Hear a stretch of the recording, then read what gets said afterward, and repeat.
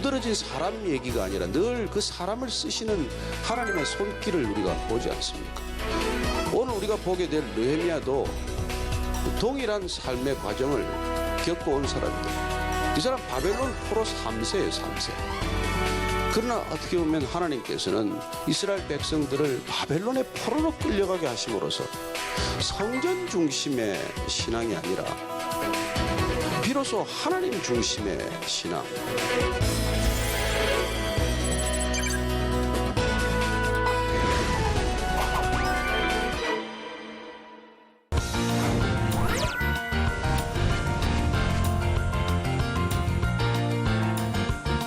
제가 하나님을 믿고 보니까 예수님을 알고 보니까 이 세상에 문제를 일으키는 사람은 두 종류예요. 하나님을 모르는 사람들과 하나님을 잘못 아는 사람들입니다. 다른 사람이 문제를 일으키지 않습니다. 그 사람들이 문제를 일으켜요. 이 사람들의 특징은 자기가 중요하다고 생각하거나 중요해져야 된다고 믿는 사람들입니다. 우리가 성경을 통해서 정말 한 분 한 분 하나님의 사람들 어떤 사람을 부르시고 어떤 사람을 또 쓰시고 세우시는지를 이렇게 쭉 살펴보게 되면은 하나님은 나는 할 수 없다는 나의 연약함을 깨달을 때까지 기다리시는 하나님이십니다.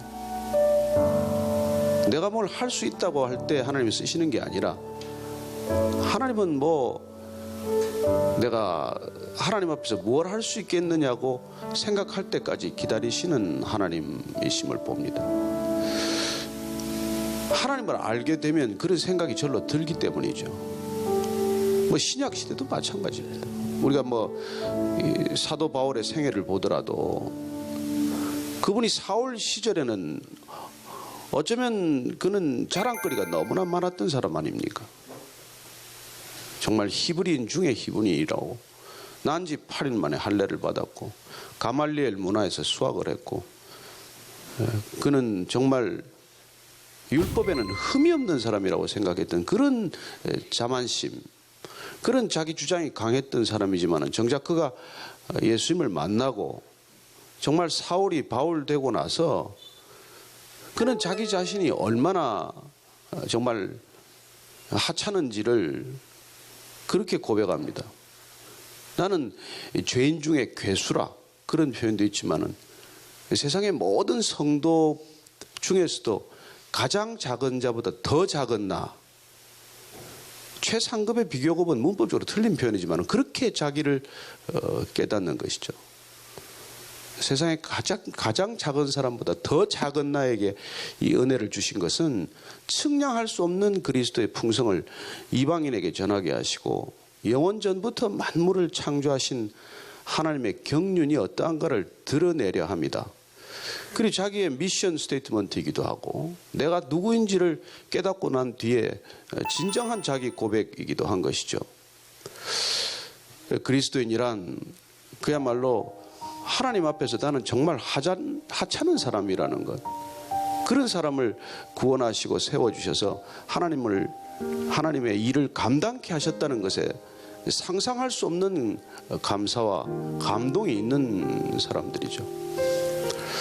그 정말 하나님을 만난 사람들이라면 저는 이 세상에서 오늘날과 같은 이런 상황일 수는 없습니다.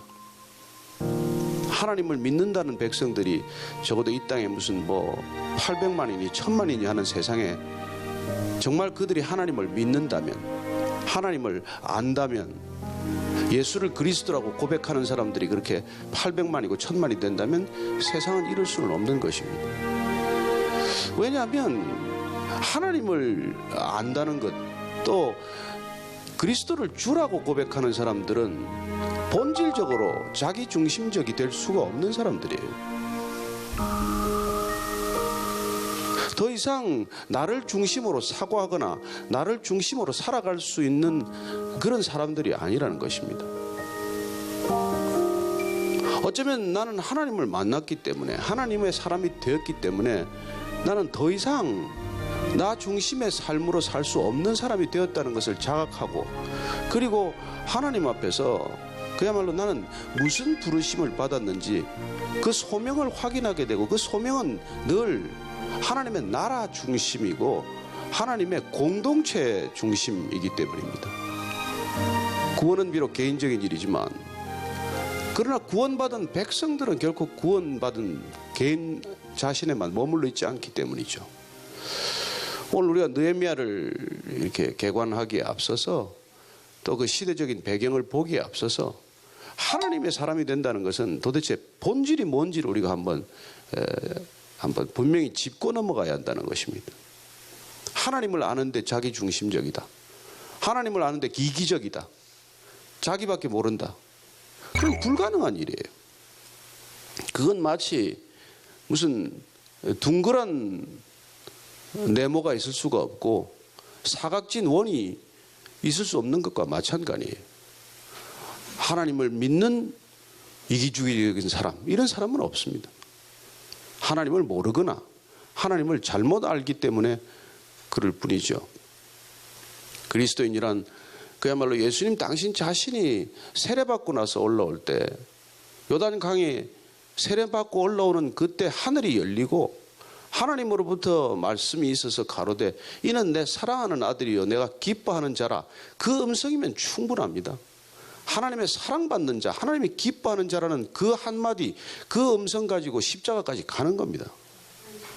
그분은 그런 사랑, 그런 기쁨을 빼앗기지 않는 기쁨, 흔들리지 않는 사랑 속에서 십자가까지 걸어가는 것이고, 그리고 그런 세례를 받고 나서 그분은 공생애를 시작하기 전에 적어도 3가지 테스트를 거치게 되는 것 아닙니까? 성령에 이끌려서 마귀에게 시험을 받으러 갔습니다. 마귀에 이끌려서 마귀에게 시험을 받으러 간 것이 아니라 성령에 이끌려서 마귀에게 시험을 받으러 갔고, 그 시험에서 통과해야 될 시험의 과목은 뭡니까? 우리가 잘 아는 대로 돌이 떡이 되게 하는 시험을 이겨야 됩니다. 여러분, 이 세상의 모든 유혹은 돌이 떡이 되게 하라는 유혹 아니겠습니까? 뭘 하든지 적게 인풋하고 많은 아웃풋을 내라는 거겠죠. 가장 효율적이고 생산적인 삶의 방식에 대한 유혹입니다. 그러나 적어도 하나님의 일을 감당하나 하나님의 일을 해야 할 사역자로의 부르심이 있다면 그 패러다임에서는 벗어나야 한다는 것이죠. 두 번째는 우리가 잘 아는 대로 성전 꼭대기에서 뛰어내리라는 거죠. 사람들의 주목을 받고 하나님의 아들이라고 순식간에 인정받을 수 있는 길이 있는데 뭐 그렇게 고생할 게 있고 뭐 그렇게 애둘러 갈 필요가 뭐 있냐는 것이죠. 단번에 인정받을 수 있다면 그보다도 화려한 대비가 어디 있고 화려하게 사람들한테 인정받을 수 있는 길이 어디 있습니까? 그걸 왜 피해야 합니까? 하나님을 위해서 유명해지라고 하는 유혹일 수도 있는 것이고, 그러나 말씀에 따라 그분은 그 유혹을 이겨내십니다. 우리는 지금 하나님의 힘을 빌어서 하나님의 능력을 힘입어 자기를 드러내고자 하는 수많은 유혹들과 시도들 가운데 있습니다. 정말 진정한 이게 목회의 길인지, 진정한 이게 그리스도인의 길인지 이것저것 따져볼 것도 없이 세상 사람들과 경쟁하고 세상 사람들과 함께 살아가는데 그보다도 더 효율적일 수만 있다면 얼마든지 우리는 성전에서 뛰어내리고 하나님께서 받아줄 것을 믿고 기도할 거예요. 그러나 어쨌든 그 유혹을 이기지 않으면 예수님의 공생에만 시작이 되는 것이 아니라 모든 그리스도인들의 공생에도 시작되지 않는 것이죠. 그리스도인이란 사적인 삶에 더 이상 종지부를 찍고 공적인 삶으로 넘어가는 삶이에요.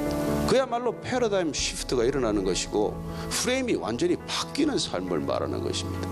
마지막은 잘 아는 대로 천하만국을 다 보여주고 이 영광을 내가 가지면 내가 원하면 다 주겠다는 거예요. 절만하면, 내가 무릎만 꿇으면.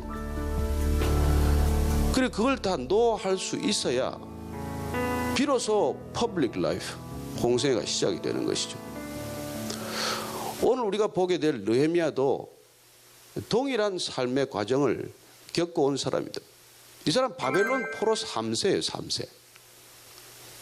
이 느헤미야라는 사람은 이름이 여호와께서 이게 위로하셨다는 이 이름인데 하나님의 위로를 받았다는 게 이게 얼마나 큰 능력입니까? 이 하나님이 위로하셨다는 이름 자체가 그는 일평생 그는 그 자신에 대한 정체성이에요. 여러분, 사람의 위로만 받아도 우리가 힘이 나는데, 사람들이 나를 인정해줘도 나는 힘이 벌떡벌떡 솟는데, 하나님께서 나를 위로하시고 하나님께서 나를 알아주시고 하나님께서 인정받은 자가 된다는 것, 이 근본적인 정체성은 흔들리지 않는 정체성이고 더 이상 사람에 목마르지 않은 사람이 된다는 것이죠. 저는 오늘 이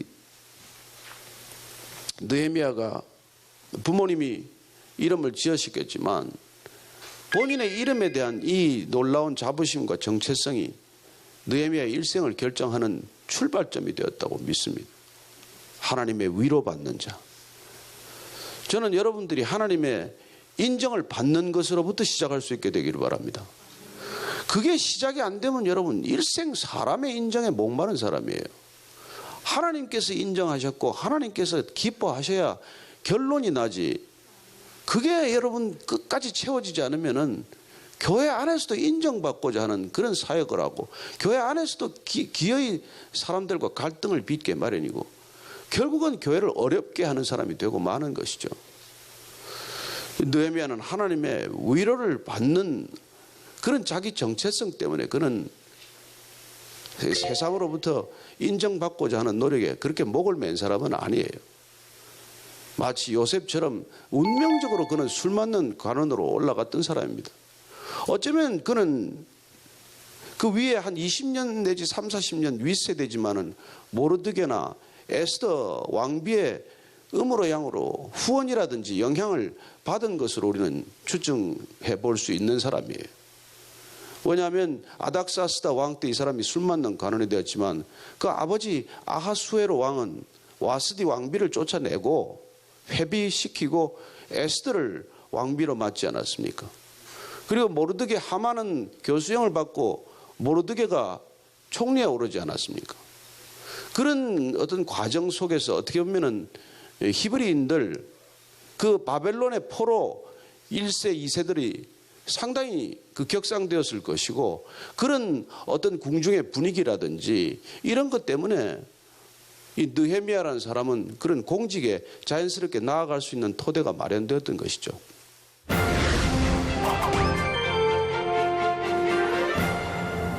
그래요. 페르시아라고 하는 궁정 내에서의 일도 그렇지만 그러나 그런 것들이 우리는 성경을 통해서 늘 읽어갈 때 주목하는 것은 두드러진 사람 얘기가 아니라 늘 그 사람을 쓰시는 하나님의 손길을 우리가 보지 않습니까? 하나님께서 그런 배경, 그야말로 어떻게 보면 성경을 드라마 바이블로 본다면 그분은 작가세요. 감독은 우리가 또 예수님이라고 부른다면 그분 작가는 배역을 결정하는 분이고 누가 어떤 대사를 읊조려야 하는지를 이미 다 가지고 계신 분이에요.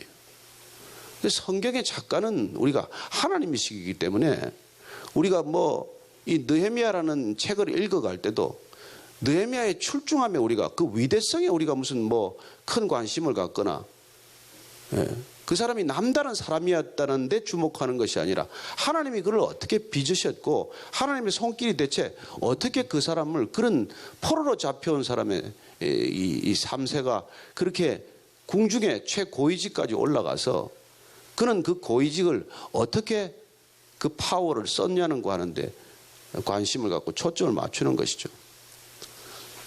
그러니까 자기 개인의 영달이나 개인 잘 되는 것에만 관심을 가지고 살았다면 잘 살 수 있는 사람이에요. 페르시아의 그 왕궁 수산 왕궁에 옛날에 술 이렇게 마시는 관은 이 사람이라는 게 적어도 경호실장이나 비서실장격에 해당하는 사람 아닙니까? 단순히 술만 맛보는 사람이 아니에요. 일이 있으면은 이런저런 일도 상담의 의논의 대상도 되고 여러 가지 어떻게 보면 국제 정세나 국내 여러 가지 현안이나 이런 문제 이슈들에 대한 나름대로의 굉장한 식견이 있어야 그것도 그 자리에 가는 거지. 술만만 잠벌다면 그 사람이 포도주 감별 삽니까? 그것 때문에 간 게 아니라고요. 어떻게 보면 이 사람이 이렇게 궁중 안에서의 위치를, 관계를 가질 수 있는 이 모든 배경은 사실 하나님께서 마련해둔 여호와 일에 하나님이 한 걸음 한 걸음 준비하는 모습으로서 우리는 보게 된다는 것입니다. 그래서 전체 구속사적인 맥락에서 본다면 창세기에서부터 요한계시록까지 흘러갈 때 이 에스라서와 느헤미야서는 사실은 허리 부분에 해당하는 것이죠. 바벨론 포로로 끌려감으로써 유대는 멸망했어요. 나라와 민족은 이미 다 디아스포라로 흩어지고 이미 명맥이 끊어진 것 같이 보이지 않습니까? 그러나 70년 만에 다시 이 백성들이 유대민족의 정통성을 회복해가는 과정, 그 유대민족의 정통성이 다시 회복되는 과정을 거쳐야만이 주님이 오실 것 아닙니까? 예수님이 오기 위한 가장 중요한 징검다리요, 가장 중요한 허리 부분에 우리는 이 에스라서와 느헤미야서를 보게 되는 것이죠. 그래서 원래 이 에스라 느헤미야서는 한 권이었다고 대개들 추정을 하지 않습니까? 그러나 이제 벌게이트 성경부터 이게 구분이 되고 그 위에 히브리 성경도 구분을 함으로써 에스라와 느헤미야서는 구분이 됐지만, 우리가 처음 보면은 여기 아닥사스다 왕 20년이라고 되어 있지만 원문에는 아닥사스다 왕 이름이 안 나와요. 에스라서에서는 11번 그 이름이 나오지만은 첫 번 나오는 이 문장에 그냥 20년이라고 되어 있어요. 그래서 이 사람이 아닥사스다 왕에서부터 20년 될 때까지 전체적인 스토리를 보면 에스라서와 느헤미야서는 구분되지 않는다, 한 책이었다라고 보기도 하지만, 어쨌건 여기는 느헤미야가 주도적인 역할을 하는 것으로 부각이 되어 있으니까 이 느헤미야서의 구조 자체는 느헤미야가 가졌던 성벽 재건이라는 데 초점을 맞추고 있는 것이죠. 앞에 에스라서가 보면 우리가 성전 재건에 초점을 맞췄다면, 그러나 성전이 됐건 성벽이 되었건 그 하드웨어가 재건되는 것이 그게 핵심이 아니지 않습니까? 무엇을 위한 하드웨어냐는 것이죠. 여러분, 성전 안에 뭐가 있어야 되고 성벽 안에 뭐가 있어야 그게 그만한 가치가 있느냐는 것입니다. 우리는 뭐 눈에 보이는 것들에 너무 많이 이렇게 시선을 사로잡히기 때문에 성전을 지은 것, 스룹바벨 성전이 새로 지어진 것, 그 만난을 무릅쓰고 70년 만에 다시 성전이 세워진 것, 그게 그 사람들이 그렇게 감동하고 그렇게 눈물 지었고, 그리고 또 3차 포로기한, 우리가 1, 2차, 3차 포로기한이 있습니다만은 3차 포로기한 때 온 이 느헤미야에 의해서 그 성전을 지켜야 할 성벽이 다 허물어져 있을 때 그 성벽을 재건해야 성전을 지킬 수 있고, 그래야 이스라엘의 종교를 지킬 수 있다고 하지만, 중요한 것은 우리가 성전이나 성벽보다도 이스라엘 백성의 공동체 자체가 이 성경의 관심 아니겠습니까? 하나님의 관심은 사실은 성전과 성벽보다도 하나님의 백성들에게 있는 것이고, 그래서 느헤미야서는 궁극적으로는 성벽 재건에 초점이 맞춰져 있다기보다는 성벽을 통해서 성전이 지켜져야 하는 것이고, 성전을 다시 이렇게 세운 이스라엘 백성들의 신앙 공동체로서의 그 정체성이 지켜져야 한다는 그 시대적 배경을 우리가 충분히 감안할 수 있는 것이죠.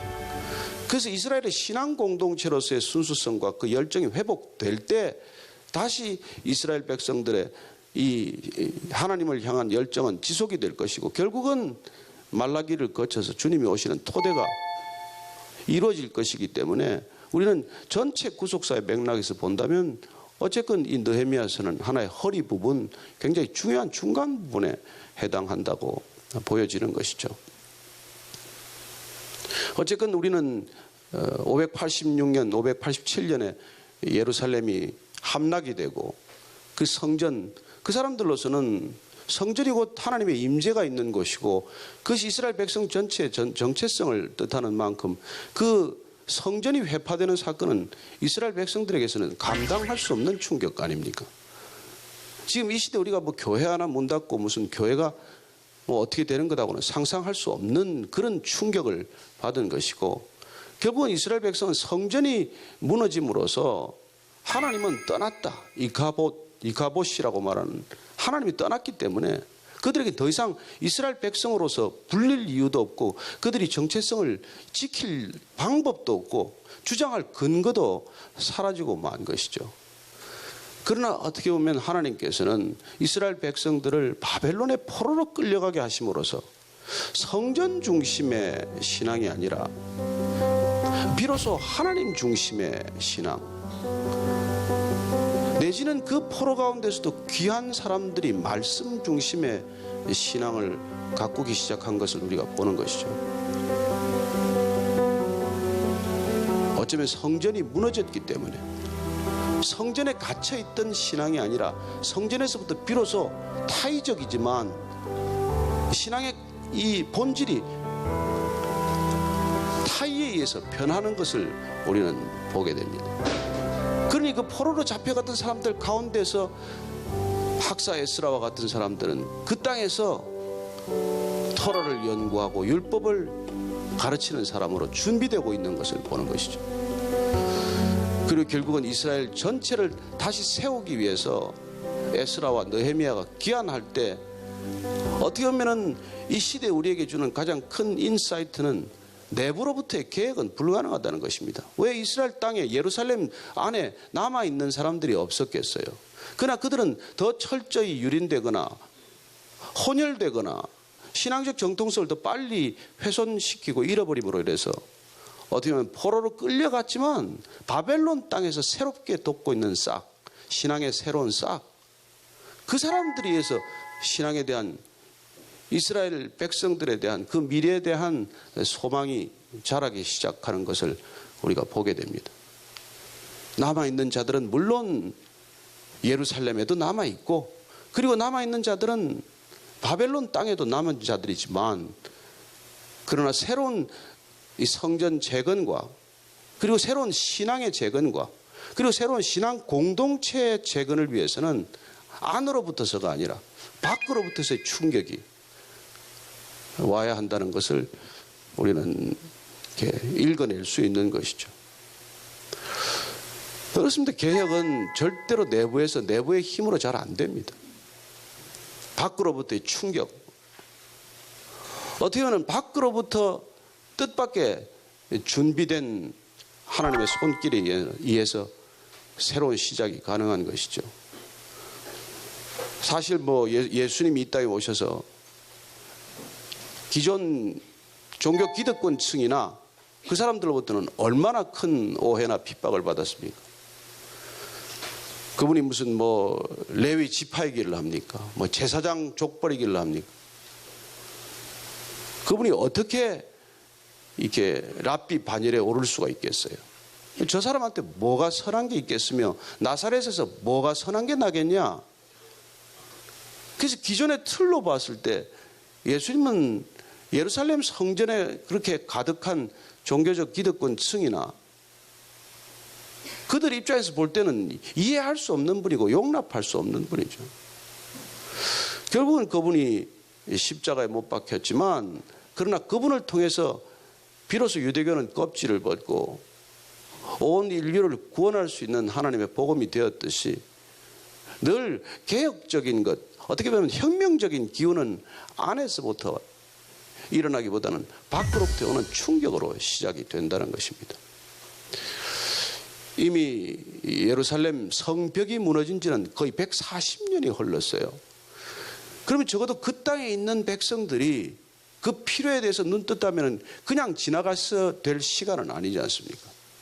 성전이 세워지는 것도 이후에 70년이 걸렸지만 그 이후에 성벽이 무너진 것도 그토록 오랜 시간을 흘려보냈다는 것도 참 납득하기 어려운 일이죠. 또 하나는 이 느헤미야라는 사람이 어찌됐건 본인이 맡았던 그 술 관원이라고 하는 고위직을 가지고 내 자신의 안온함이나 평안함을 얼마든지 유지하고 손쉽게 살 수 있었는데, 그는 왜 굳이 예루살렘의 총독이라고 하는 어려운 길을 택했느냐고 하는 것이죠. 그때 예루살렘 총독으로 온다는 게 무슨 영전을 해서 오는 것도 아니고, 체제가 갖춰져서 가서 금이 환영하는 것도 아니고, 모든 것이 회파돼서 깡그리 무너져 있는 그야말로 소망이 없어 보이는 그곳에 본인이 가야겠다는 생각을 어떻게 하게 되냐는 것이죠. 저는 이 느헤미야가 수산궁의 그 안락한 삶을 버리고, 그리고 그야말로 현직 왕 아닥사스다 왕의 총애를 받는 그 고위직을 버리고 어쨌건 예루살렘으로 올 수 있는 이 결단에 대해서 우리는 다시 한번 감동하게 됩니다.